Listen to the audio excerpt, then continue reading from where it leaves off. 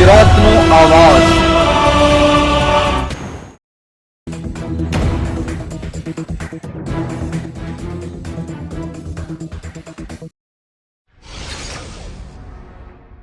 વડોદરા જિલ્લાના Karjan એમજીવીસીએલનો junior engineer લાંચ લેતા ઝડપાયો। પાલેજ નેશનલ હાઈવે 48 ઉપર આવેલી એક હોટલ સામે જાહેર માર્ગ પર કરજણ એમજીવીસીએલના જુનિયર એન્જિનિયરે 10,000ની લાંચ લેતા રંગે હાથે ઝડપાઈ જતા લાંચ લેતા તત્વોમાં ફફડાટ વ્યાપી ગયો છે।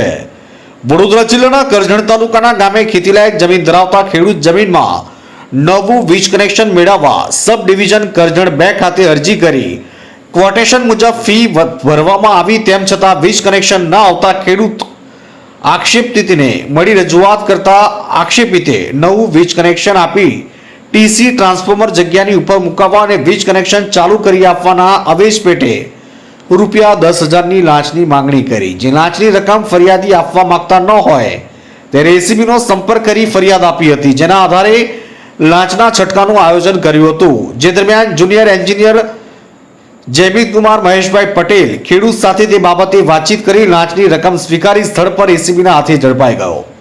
કરજણથી અમારા પ્રતિનિધિનો રિપોર્ટ।